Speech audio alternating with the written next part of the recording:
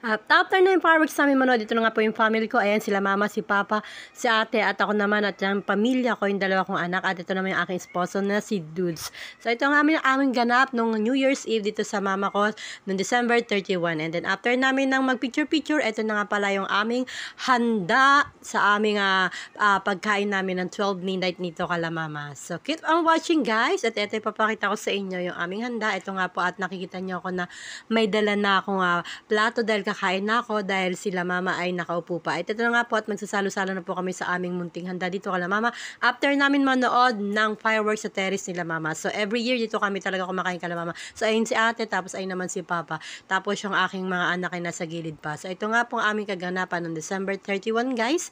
And please don't forget to subscribe, follow me at pakishare na rin po ng ating mga vlog. And again, happy New Year's everyone at naway maging magaang ang pasok sa atin ng mga blessing at biyaya at walang magasakit sa atin tong this year ng 2025. So ayun nga po at kumukuha na ako ng kanin at eto nga po ang aming kaganapan sa pagkain namin dito kala mama.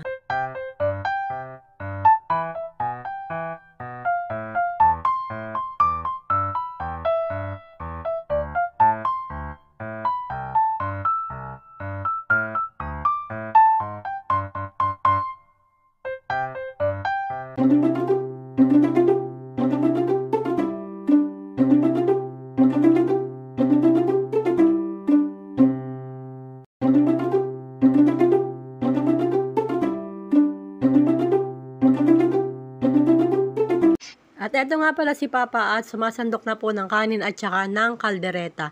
So, bali yung aming handa rito, meron kami ritong spaghetti, meron kaming maha, meron kaming buko salad, meron kaming piriritong isda na bangus, at meron din kami ritong Shanghai, meron din kami sa soft drinks, soft drinks, ayan, nagkakanda bulul-bul na ako. So, ayan, eto nga ako, ayan, Haggard, ayan, ito na nga yung sinasabi ko yung handa namin. May spaghetti kami, ayan, may graham pa pala, ayan, may graham. Siyempre, hindi mawawala yung aming munting mga prutas na mayroon pang Ferrero. Ayan. At siyempre, meron din kami rito na kaldereta. Yummy! Na buto-buto, na baboy si ate nagawa niyan. Tapos, meron kami rito rice in a bowl. Ayan, hindi in the box, in a bowl. Ayan. Tapos, meron din kami rito nga salad pipino tuna, nagawa naman ni Cherry Lou. Ayan. Meron kaming maha, nagawa rin niya ni ate. Tapos, meron pa kami rito urong. Ang tagal ng camera.